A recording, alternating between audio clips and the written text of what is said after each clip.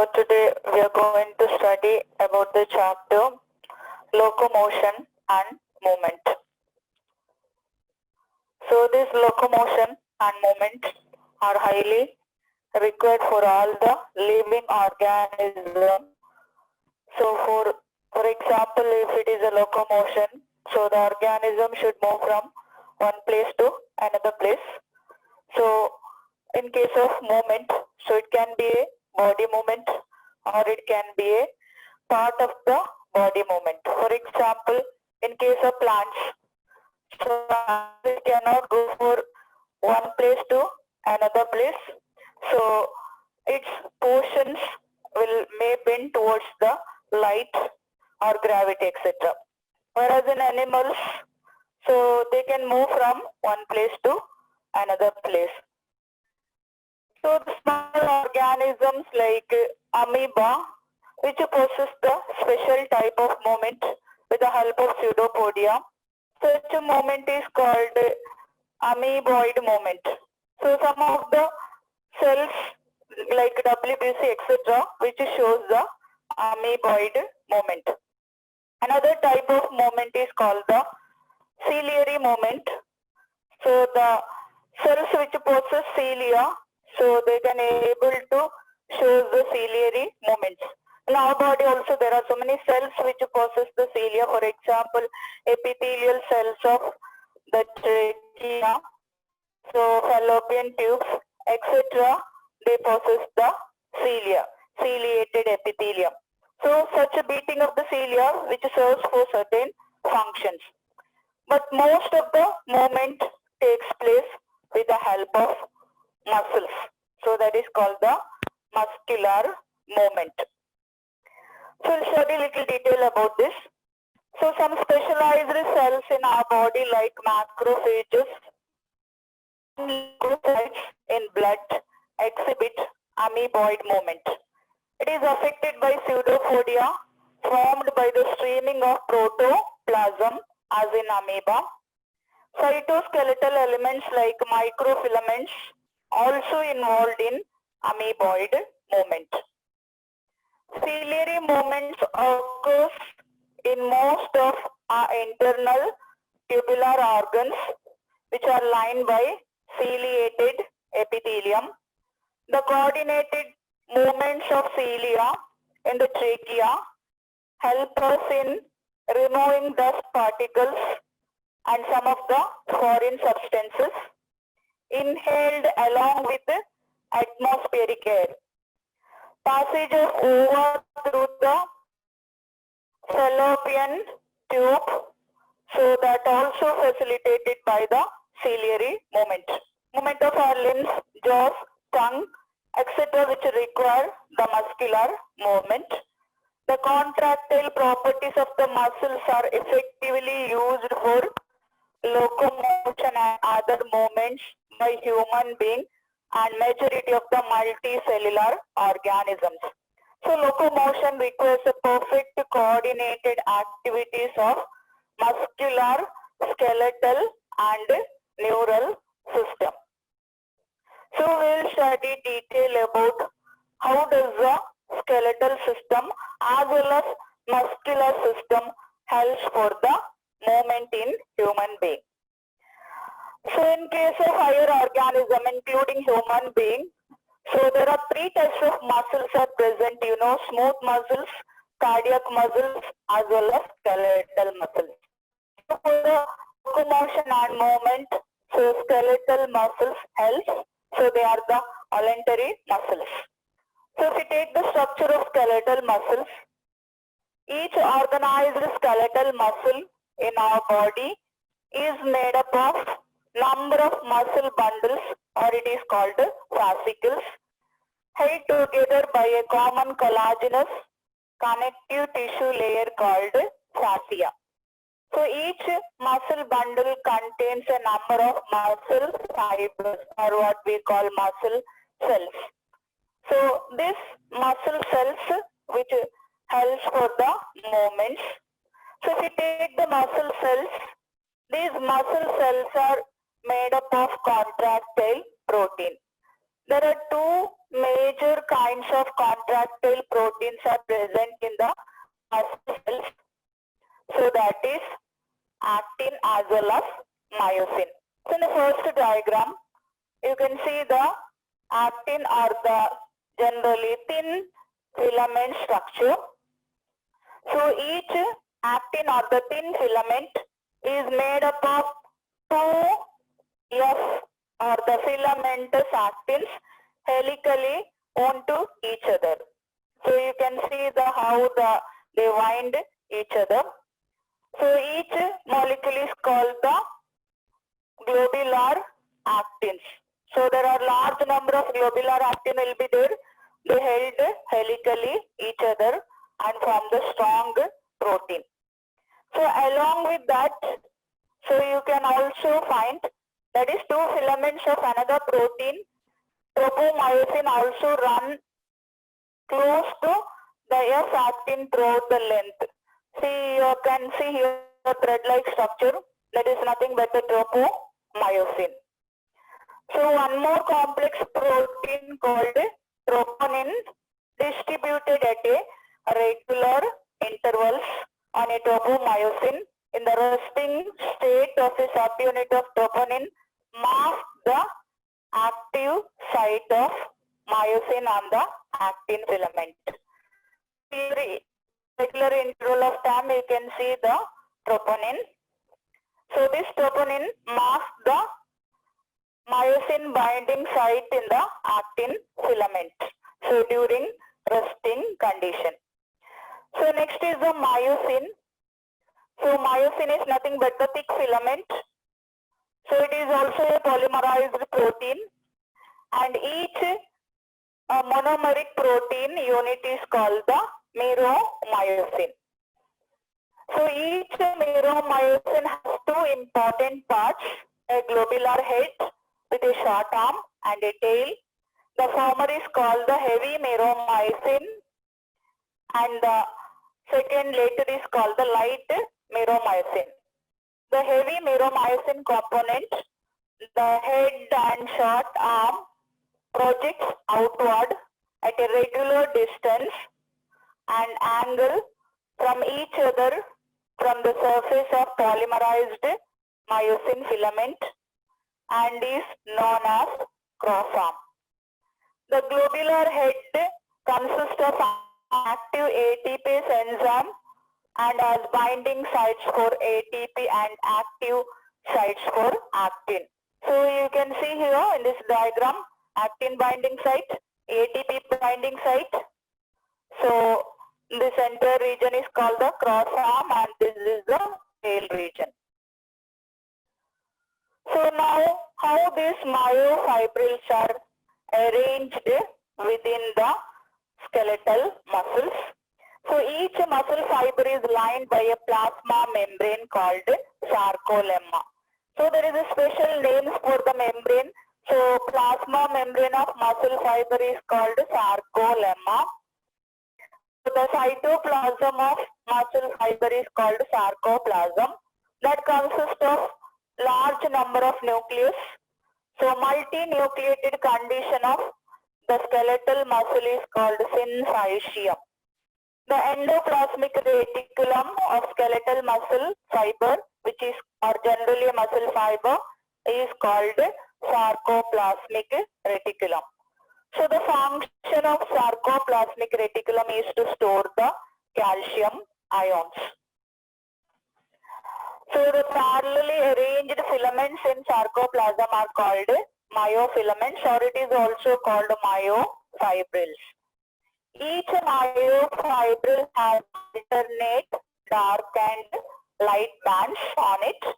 So the light band contains mainly actin filament and is called isotropic bands. Whereas dark band is also called anisotropic bands, which contain myosin filament. Actin filaments are thin filaments. So myosin filaments are the thick filaments. In the center of thin filament, in the center of each I band, or which is called the thin filament, an elastic fiber called Z line, that is a sensible line which bisects it. The thick filaments in A band or anisotropic band are also held together in the middle of this band by a thin membrane called M line or the median line. A portion of myofibril will be two successive Z line. If we take two successive Z line, so that is called sarcomere. So here you can see in this diagram, so this is a Z line. In the middle of the I band, you can find the Z line. In between the two Z line, the region is called the sarcomere, which is nothing but the structural and functional unit of muscle fibers. So here in the middle you can find the H zone. H zone is nothing but the Hansen's zone. So during muscular contraction, so the sarcomere length reduces, as you can see in the diagram. So the length of the sarcomere decreases. So now we'll study how does the muscle contraction takes place. So the mechanism of muscle contraction. So it is explained by sliding filament theory. So sliding filament theory, so which explains the mechanism of muscular contraction. So it begins when the nerve impulse sent to the muscles from the brain. For example, you are doing any type of contraction, you are lifting your hand or you are running or moving, whatever the exercise, anything you are doing, your muscles will contract. So skeletal muscles are nothing but voluntary muscles. So these muscles are under the control of brain. So the nerve impulse sent to the muscles from the brain in order to tell the muscles to contract. Okay, so that is the first thing, nerve impulse. So when the nerve impulse reaches the last part of the neuron called neuron terminals, so there will be presence of synaptic vesicles. Synaptic vesicles consist of neurotransmitter. Acetylcholine is one of neurotransmitter. So that will be releases. So whenever the nerve impulses are sent, so when it releases, so the impulses usually it happens in the neuromuscular junction where the nerve attaches to the muscles. So that is the end of the nerve as well as the beginning of the muscle will be there, that will be attaches each other. So the acetylcholine will be released. So this acetylcholine triggers the impulses on the muscles. So there will be a, when the muscles get depolarization, so there will be action potential begins from the sarcolemma and it passes through the T tubules and reaches the sarcoplasmic reticulum, that is nothing but the endoplasmic reticulum of muscle fibers.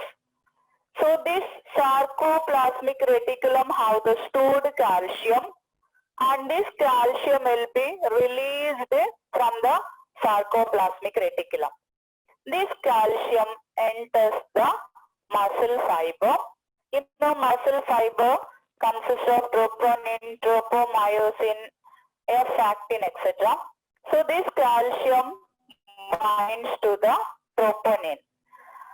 So when the calcium binds to the troponin, there is a conformational changes takes place. So the tropomyosin to alter its shape.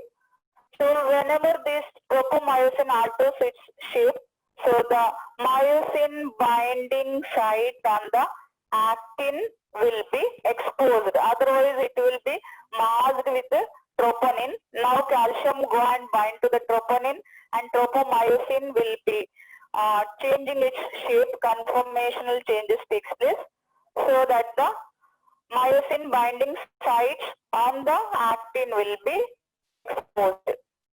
Now the myosin cross bridges attached to the actin binding site and pull on thin filament. So during this time, ATP binds to myosin, so which helps for getting the energy. So ATP breaks down to ADP plus inorganic phosphate, which provide the energy needed for myosin cross bridge to get so hook type of position in order to pull the actin filament. Okay. So now what is happening? This cross bridges helps to pull the actin filament. So here you can see the diagram. So in this, so there is a cross bridge you can see here. So now the actin filament will be pulled towards the middle region. So thus the entire length of the sarcomere reduces.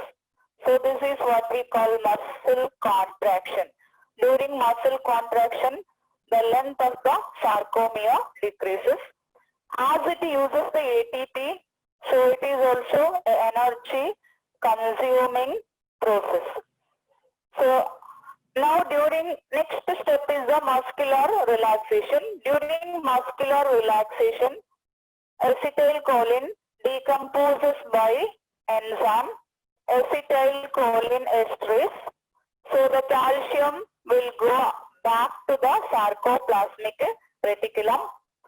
So tropomyosin once again masks the myosin binding site. So once again this sarcomere length will go back to the original position. So it does not require any energy. So muscle relaxation is completely a passive process. So this is about how does human muscle get contract and relax. So it is a neuromuscular function where both the nerves as well as muscles are required for the muscular contraction. So contraction is an active process, whereas relaxation is a passive process. So the second part of this chapter is the skeletal system. So first part is the muscular system. So this skeletal system, human skeletal system, so which is highly complicated system, and skeleton which is present inside, that is called endoskeleton. So whereas in case of invertebrates like arthropods, you might have seen chitinous exoskeleton is present. So we have the bony endoskeleton, and this skeletal system provides the framework to our body. So it helps for the locomotion. It also protects most of the internal organs. So thus it do the many functions. So if you take the entire skeletal system, so adult human being possesses 206 bones, and it is broadly divisible into axial skeletal system and appendicular skeletal system. So what is this axial skeletal system? So this axial skeletal system constitutes the axis of the body, which include cranium, so facial bones, and the ear ossicle and hyoid bone. All these constitute the skull together, which possess total 29 bones. So next, vertebral column. So this vertebral column, which include various vertebrae like cervical vertebrae, thoracic vertebrae, lumbar vertebrae, sacrum, coccyx, etc. So next, thoracic cavity or rib cage, which includes 24 ribs as well as the flat bone or the breastbone, or it is also called sternum. So these constitute the axial skeletal system. When it comes to the appendicular skeletal system, appendicular means appendages. So the forelimbs, hind limbs, along with that the pectoral girdle as well as pelvic girdle comes under appendicular skeletal system. So which include the pectoral girdle, pelvic girdle, forelimbs, bones as well as hind limb bones. Let's study detail about that. So now we'll see the skull bones. So this entire structure is nothing but the skull. So this consists of total 29 bones. So which include cranium. So cranium is a bony case which protects the brain. And these cranial bones are attached each other by the fibrous joint or the sutures. And this cranium consists of total 8 bones. For the neat number of bones, names of the bones are highly important. So these bones are front side. If you see, you can see here frontal bone, only one bone. So parietal bone. So both the sides you can see total 2. So temporal bones, both the sides, a pair of temporal bone, only single occipital bone, and you can also see the sphenoid bone, only one, ethmoid bone you can see here, and so these are the bones which is present on the cranium.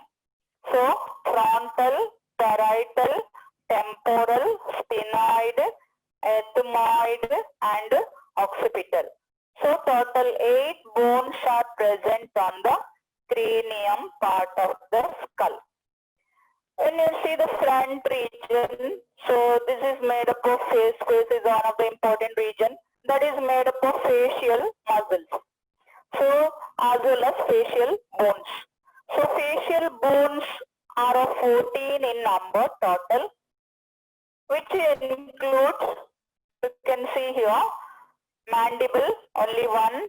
So mandible is nothing but the lower jaw. You know, you can move your lower jaw, but you cannot move your upper jaw. Upper jaw is nothing but the maxilla, which are 2 in number.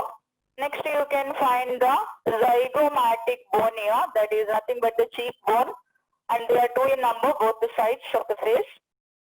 And inside the nose, you can find the nasal bone. So the nose is made up of nasal bones, which also 2 in number. Lacrimal. So eye socket, which is covered by the lacrimal bone. So these are also in pair. And next, ethmoid bone.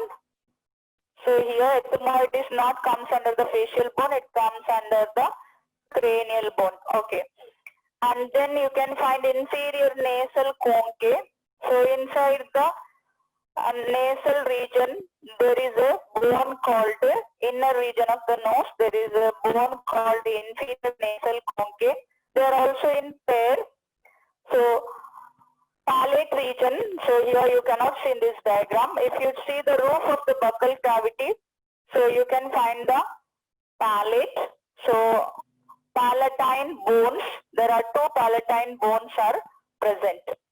So like this, we have total 14 bones on the face. Out of that, lacrimal, zygomatic, palatine, nasal, maxilla and inferior concave are in pairs, whereas oma, mandible are single. Okay. So this is about the facial bones. Not only that, you can also find the ear ossicles on the skull. So each ear consists of 3 bones, that is malleus, incus and stapes, M-I-S, so miss. So out of that, stapes is the innermost bone as well as the smallest bone. So in our body, that is stapes. So total 6 ear ossicles can be seen in 2 ears. Then another only single bone which is attached to the tongue. So that bone which is somewhat U-shaped, that is called the hyoid bone. So total 8 cranial bones, 14 facial bones, 6 ear ossicles and 1 hyoid bone. So total bones present in skull is 29. So 29 bones can be seen in the skull. Again, just recall, so these are important, which are in pair, which are in single, etc. are important. Okay. So next we'll come to the second part of axial skeletal system, that is thoracic cavity or the rib cage. So you know this is present in our thoracic region. So diaphragm is attached to the lower side of the thoracic cage or the rib cage. So the diaphragm which separates the thoracic region to the abdominal, thoracic region and abdominal region. So this thoracic cavity protects two internal organs. So one is the heart, another one is the lungs. Even along with that, floating ribs also protects the kidney. So these ribs are directly attached to the vertebral column one side. All the ribs are attached to the vertebral column, and in the front side only the two ribs are attached to the flat bone that is called the sternum. So this sternum, which consists of the small triangular shaped structure that is called xiphoid process, and the flat structure is called the body of the sternum, and the upper region is called the manubrium. Now, so each side we have the 12 bones. There are total 24 bones present in our ribs. So each side 12 bones. So these ribs are classified into true ribs, then false ribs, as well as floating ribs, commonly asked in these questions. So true ribs, false ribs, as well as floating ribs. So what are these true ribs? So true ribs directly attaches to the sternum. So you can see the direct attachment of these ribs. So next there are 1 to 7. They are directly attaches to the sternum. Next, when it comes to the 8th, 9th, 10th, so they are called the floating ribs. Sorry, false ribs. They are called the false ribs. They are not directly attaches to the sternum. Instead, they are attaches to the 7th rib. Via 7th rib, it attaches to the sternum. Last two pairs, that is 11th and 12th, they are not at all attached to any other ribs or the sternum. So one side is attached to the vertebral column, another side which is simply floating. So these ribs are called the floating ribs. They protect the kidney. So here you can find the ribs. So true ribs are 1 to 7, which are directly attaches to the sternum. Next 8 to 10, that is 3 pairs, which are shown in blue color here. They are called the false ribs. And the last 2, they are called the floating ribs. So the next part of axial skeletal system is the vertebral column. So you know vertebral column or the backbone, what we call generally. So this vertebral column have the small holes throughout. They are made up of vertebra, and the spinal cord which comes out of the skull through a small hole called foramen magnum. So from there, the spinal cord passes through the vertebral column. So this vertebra protects the spinal cord from mechanical injury. So this vertebral column, which is divisible into cervical vertebrae, which is present on the cervical or neck region. They are 7 in number. These numbers are important. They are 7 in number. Thoracic vertebrae, which is present on the thoracic region. So they are 12 in number. In between these, so you can find the intervertebral disc. So next, when it comes to the abdominal region, so or the lumbar region, so we have 5 lumbar vertebrae. Then sacrum, that is the sacral region, lower side. So there are 5 vertebrae, but they are fused and form single vertebra. So 5, they are fused and form the single vertebra. The last part, it is a tail, which is called the coccyx. Even here also the 4 bones are present in the baby, etc. But it will get fused and finally only 1 bone is present. So 12 plus 7 is equal to 19, 24, 24 plus 5, 24 plus 5 which is fused, so form 1, isn't it? 25 plus last one, 26. So in adult we have total 26 vertebra are present. Okay. So first vertebra is called the atlas. Second vertebra are called the axis. So in between, the atlas is attached to the skull. In between the atlas and axis, so you can find the pivot joint. So that helps to rotate your head in various directions. Okay. So this is about the vertebral column.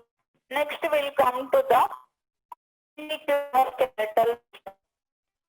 This appendicular skeletal system, which comprises pectoral girdle, pelvic girdle, forelimbs, as well as hind limbs. Okay. So this consists of, we'll study about the limbs. So you have to remember all the bones. So you can find the bone here. So the first bone in the forelimb, that is called the humerus, single bone. And humerus, which is attached to the pectoral girdle by the cavity-like structure, you can find, that is called the glenoid cavity. So head of the humerus attached to the glenoid cavity of pectoral girdle. When it comes to the lower side, so there are 2 bones. You can find radius and ulna. So radius is a thick bone and ulna is a thin bone. Radius towards the thumb and the ulna towards the little finger. So then you can find the wrist region. So this wrist region consists of carpels. So total there are 8 carpels are found. Then metacarpals. There are 5 metacarpals and next fingers. So each finger possesses 3 bones except the thumb, which consists of only 2 bones. So 3 into 4, 12. 12 plus 2 is equal to 14. So phalanges consist of total 14 bones. So humerus, radius and ulna, total 3. Carpels 8, 11. Metacarpals 5. So 16 and phalanges 14, total 30. So 30 bones are present in each forelimb. So total bones on the forelimb is equal to 60. So now this fourth is attaches to the girdle called pectoral girdle, or generally we call it as a shoulder bone. And this shoulder bone, each pectoral girdle possesses two bones. So one flat bone which is projected your front side, it is also called beauty bone or collar bone. So it is also called a clavicle. And for the back side, which is attached to the back side flat triangular shaped bone, that is called the scapula. So clavicle and the scapula are the two bones present in the pectoral girdle. So total number of bones present in the pectoral girdle is equal to 4. Each pectoral girdle possesses two bones. They are clavicle and scapula. Next we will come to the lower limb or the hind limb. So this hind limb is attached to the pelvic girdle. So by the cavity called acetabulum. So pelvic girdle femur bone which have the ball-like structure which is attached to the cavity on the pelvic girdle called acetabulum. You have to remember these terms. Now the largest, longest bone in our body, so this is the femur. It's also called thigh bone, which is attached to the small bone. So that is called the patella. And patella is not there on the forelimb. It's a characteristic feature of only hind limb. So below that you can find the bones called tibia as well as fibula. So tibia is a strong bone, thick bone, whereas fibula is a small bone. So tibia is towards the toe region and fibula is towards the little fingers in the leg. So this tibia and fibula which is attached to this ankle region, so the bones are called tarsals. So in case of wrist region, the bones are called carpals, they are in 8 number, but whereas tarsals are 7 in number. And next metatarsals, they are 5 in number, and phalanges as usual. So each finger possesses 3 bones except toe possesses only 2 bones. So total phalangeal bone is 14. So just like forelimb, hind limb is also made up of 30 bones. So total bones into hind limbs are 60. So these hind limbs are attached to the which girdle? Pelvic girdle. So if you see the pelvic girdle, it is made up of fused 3 bones, that is ilium, ischium and the pubis. So they are the 3 bones, but they are fused. Usually when you are calculating the bones, we are calculating the pelvic girdle is made up of 1 bone in each side. So total number of bones present in the pelvic girdle is 2, whereas pectoral girdle is 4. So 4 plus 2 is equal to 6. So total number of girdle bones are 6, whereas appendicular bones are 60, 60, 120. So total bones in the appendicular skeletal system is 126. So axial system possesses 80 bones, whereas appendicular skeletal system possesses 126 bones. So 80 plus 200 plus 6, 206 bones. So here you have to remember all the bones names, where it is attached, etc. So here is the overall bones recall. So skull, cranium 8, face 14, hyoid 1, ear ossicle 6 in each ear, vertebral column 26, sternum 1, ribs 24, total 80. When it comes to the appendicular skeletal system, shoulder girdle, so pectoral girdles 2 and 2, total 4. So then here humerus 2, ulna and radius 2, 2. Humerus 2 in the sense for the 2 limbs it means. Okay. Then carpals, metacarpals, phalanges, etc. Same thing will be applicable for the lower arm also. Okay. So now we'll come to the last part of this before its joints, that is disorders of muscular and skeletal system. So there are various disorders associated with the muscular as well as skeletal system. Some few disorders we'll discuss. Myasthenia gravis. So it is an autoimmune disorder affecting neuromuscular junction. So neuromuscular junction is nothing but where the nerve attaches to the muscle. So this leads to the fatigue and weakening and paralysis of skeletal muscles. So autoimmune disorder is the one which couldn't be able to identify the cells. Such a disorder is called autoimmune disorder.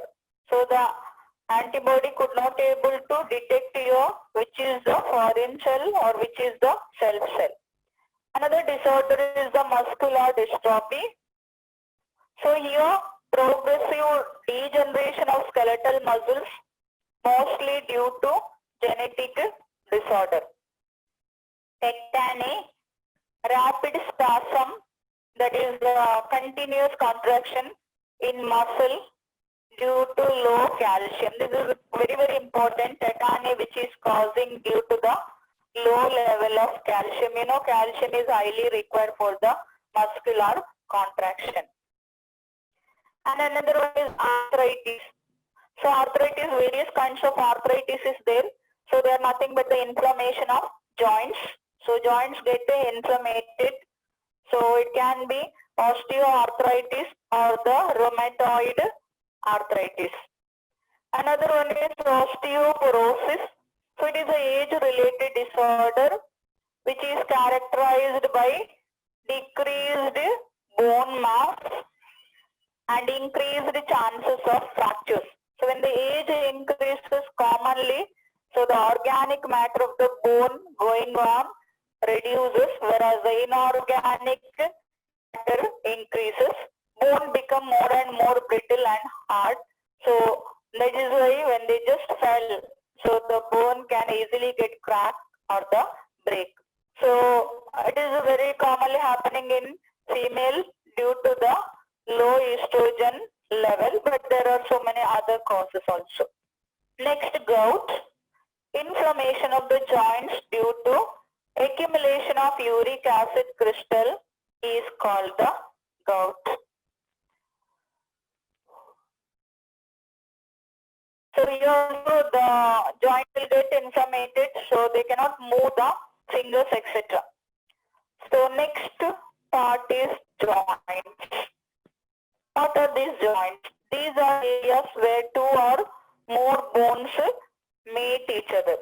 You can see just a view of joints here in this diagram so that you can remember easily in the examination which area, which joints are present.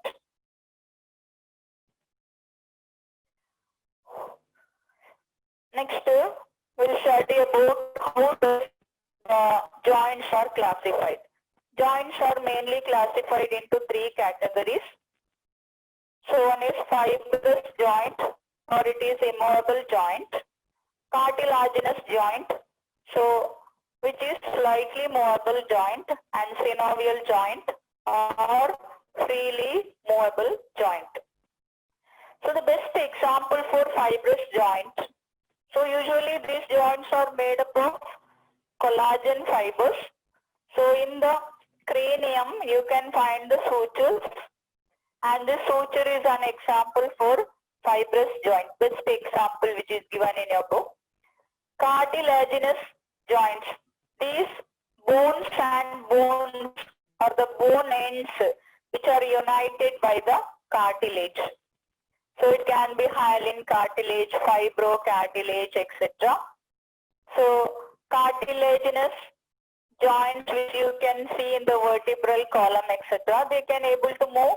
A slight movement is possible. Synovial joint, where the free movements can be possible. So there are various types of synovial joints are present: plane, hinge, pivot, condyloid, saddle, ball and socket, etc.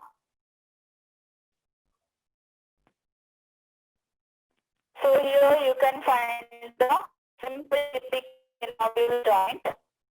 These are the two bones here, and this is covered by the synovial membrane, and the synovial membrane secretes the fluid called synovial fluid. So in the joint region you can find this fluid. So articulate cartilage can be seen here. So this helps the free movement and avoids the friction by synovial fluid. And now we will study about the various joints. You can see the diagrams for the memory. Suture, immovable joint. Both the pelvic girdle join each other by this particular region that is called pubic symphysis. And cartilage joint, you can see the diagram. So here, thoracic cavity, ribs, which consist of cartilage at the end, that is joined to the sternum.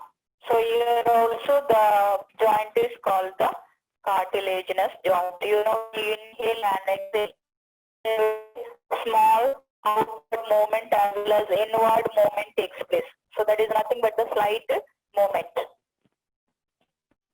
Here you can see the vertebra. In between the vertebra, there is a fibrocartilaginous intervertebral disc you can find. So here also you can find the cartilaginous joints. Next, various types of synovial joints. So synovial joints are further classified into 6 different categories on the basis of shape and structure of the joint. The shape of the joint affects the type of movement permitted by the joint. These joints can be described as planar, hinge, pivot, condyloid, saddle, or ball and socket joints. Now first one is a planar joint. So these planar joints have the bones with the articulating surfaces that are flat or slightly curved faces. These joints allow for gliding movements, and so the joints are sometimes referred to as gliding joints. The range of motion is limited in these joints and does not involve rotation. Planar joints are found in the carpal bones in the hand and the tarsal bones of foot, as well as between the vertebrae. Here you can see the planar joints in this diagram. Next we go to the second synovial joint called hinge joint.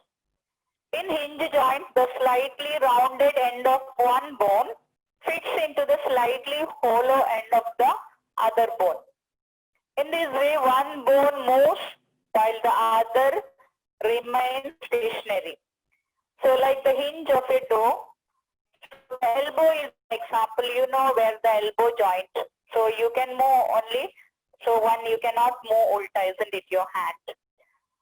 So the knee is sometimes classified under modified hinge joint. So the ulna and radius and the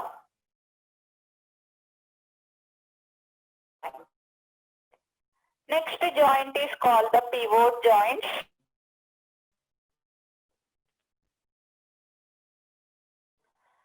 Pivot joint. So pivot joint consists of the rounded end of one bone fitting into the ring formed by the other bone. This structure allows rotational movement as a rounded bone moves around its own axis. So the example is joint of the first and the second vertebrae of the neck that allows the head movement back and forth. So that is axis and atlas joint.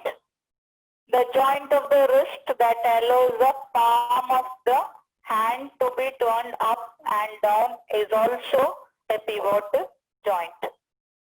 Finally, very important joint, that is the ball and socket joint.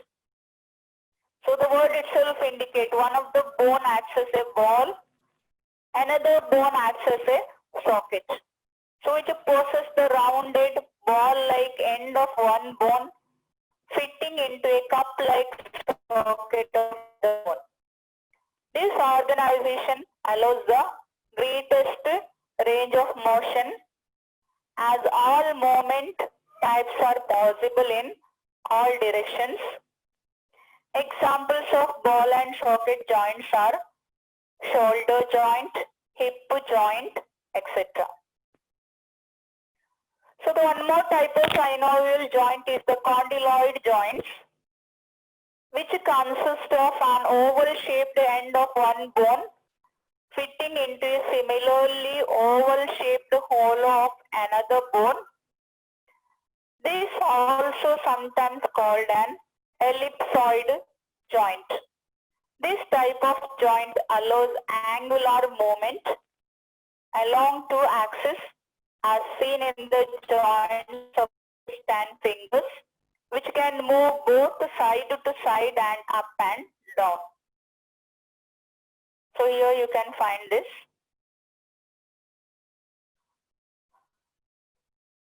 So this is the end of the chapter. So this chapter joint is highly important, and the bone as well as the mechanism of muscle contraction etc. are the important part of NEET is concerned.